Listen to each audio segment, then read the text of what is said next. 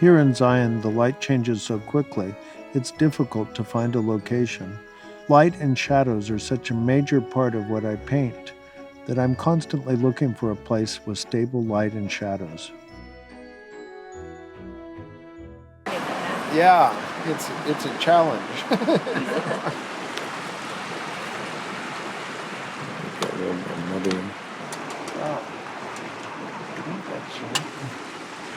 You almost need a Sherpa to bring that over. No, I'm not good at this yet. I don't know what I need. Well, I always bring more than I probably should it's myself. It's always a problem, isn't it? Yeah. And whatever you don't bring, you need. That's fine. I'm her Sherpa. It's actually... Well, I looked at you, I almost felt sorry. I have a broken rib, but I'm a little strong. It's an occupational injury, isn't it? I'm good. Okay. I might be done in an hour or so. That's fine. So, right? Oh, that looks great. Oh, sure. I might just move up just down the road. I don't know if I need it, but I'm Well, try it. You might like it.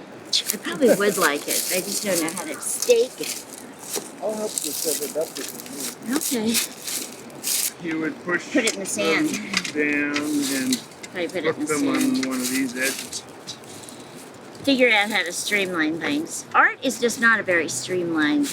No, art ain't easy. I know. Is there a song? I know. It seems like it should be because everybody's like, "Oh, it's fun." No. Well, that's true, and you really need something you're passionate about doing to live a long time. You can't just. Well, that's true because you sit around doing nothing. And you get ill.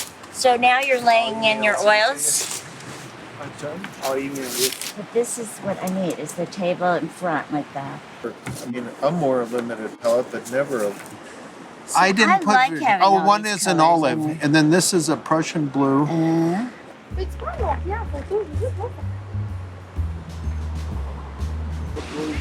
because like this has a lot of blue in it.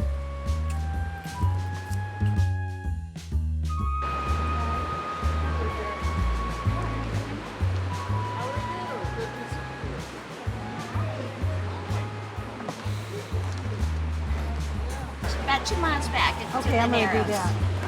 Very nice. Beautiful path. Beautiful path. It's not at all treacherous. It's just beautiful. Okay, this little tree that I'm putting in is what I call a look here tree. And what I'm doing with this is I'm leading little angles down throughout the painting. So your eye will come back to this tree, and these little limbs and things will point you back into the painting. And it's a useful device because it allows you to sort of, I'm going to put a few over crossing, because if you look at these real limbs on this tree, there's some that cross over. People like to draw them all like they're in a broom or something. Uh-huh. But it's nice to have almost like a Z thing. I think that going on. Makes it more, and they are that way. They're very ethereal. With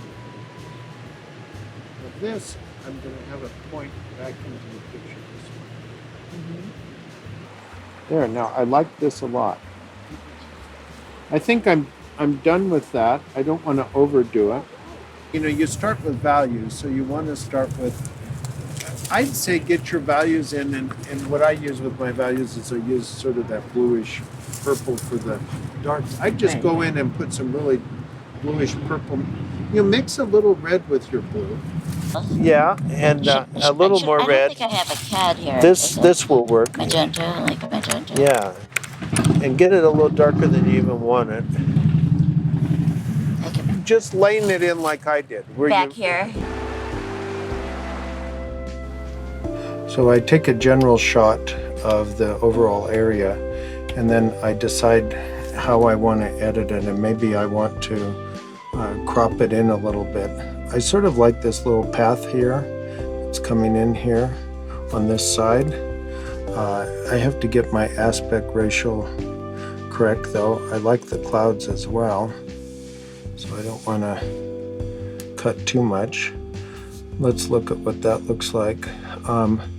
These are still not real bright as much as I'd like, but I do like this coming in here. So let's say I pick this, or I have a couple others here that are already cropped. Let's say I pick a different one and recrop it a little bit. Like, that's quite spectacular, but from this distance it's sort of hard to see that. I think, let's say I go with this. Okay. Then I'm going to edit it by putting in a black and white sepia tone. This gives me a value study. So now the whole thing is done in black and white value study, and this allows me to have sort of an idea of the lightest lights and the darkest darks. Now when I go in to draw this, I'll immediately put in with my pen the darkest darks wherever they need to be, and then I will come in later and I'll put down my sepia colored acrylic on the darkest darks, because that sepia is the darkest, and then I'll come in and use a mid value, and I'll finally put in the light color, maybe in gold, or because this is Red Rock Country, I may put some pink in. You'll see that this really pops here because these are much closer and they're quite bright, and that in the distance has a lot of atmosphere, it's much darker.